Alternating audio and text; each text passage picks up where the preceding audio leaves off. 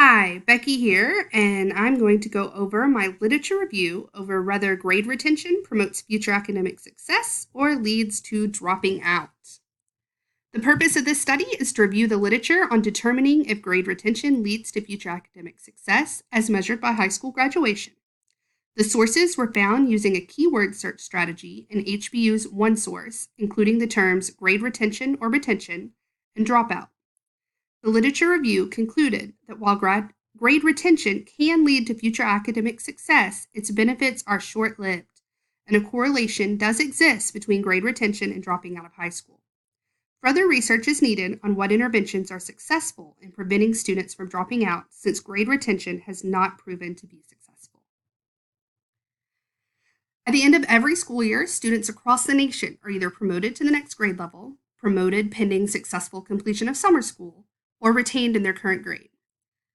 At the end of this school year, I started to wonder, does grade retention really benefit students? And if not, what can we do that would be a better service to them?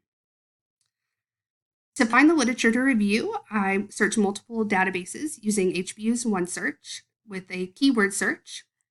I had limiters that it had to be a full text from a scholarly journal and publication dates between 1999 and 2019.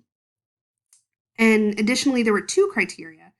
It had to be an original research study, and it must use students retained in a U.S. public school. So one of the hits that I got was a longitudinal study that showed that the risk of dropout began in grade 7, and the most hazardous years were at grades 8 and 11.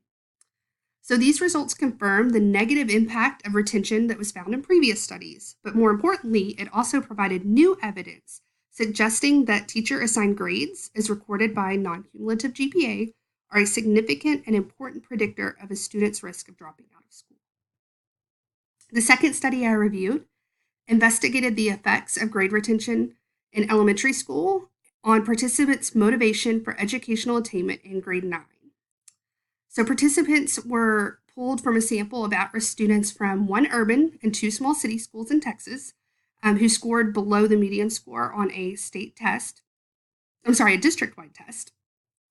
And then they followed those students through grade 9. And the study found that there was no evidence that retention in the elementary grades impaired students' motivation in grade 9. And they determined that by doing a questionnaire of those 9th graders.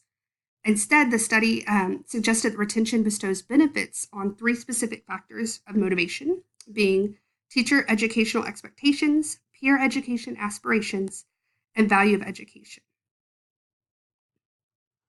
Florida, just like Texas and other states, requires that students that lack basic reading proficiency after 3rd grade be retained and remediated.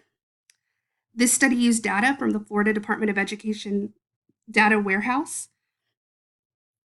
and found that while being retained in 3rd grade increased students' GPAs and led them to take fewer remedial courses in high school, it had no effect on the probability of graduating. So again, that showed short-term gains, but those effects faded out over time and were statistically insignificant within 5 years. The McKee study studied middle school predictors of high school performance using a case study. It found relationships between 9th grade GPA and middle school attendance to be the strongest, and the weakest was between 9th grade GPA and state assessments, which we rely on more than the data suggests we should. The last quantitative study that I looked at hypothesized that 9th grade retention would negatively relate to on-time graduation, and this was significant because and beneficial because it looked at a large rural high school, whereas previous studies had looked at urban schools. And they found that for the total 9th graders that were retained, only 14.2% of them were likely to graduate on time, whereas those who were not graduated on time 85.9% of the time. And lastly, I looked at a qualitative study that surveyed adults who had been retained in school. And it focused on 2 questions: how the experience of grade retention was remembered, and then was that experience positive or negative on the lives of those adults. Several key themes were evident through this data, and the most glaring piece was the stability of the family unit. In almost all cases, there was some type of turmoil in the home the year before retention.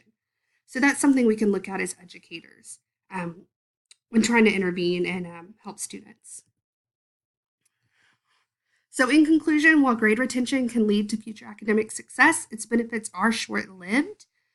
Some limitations to this study was that it only looked at one qualitative study and several other quantitative studies. Further research could be done to compare grade specific effects of retention at different levels. And further research is definitely needed on what interventions are successful since grade retention has not been. Thank you very much.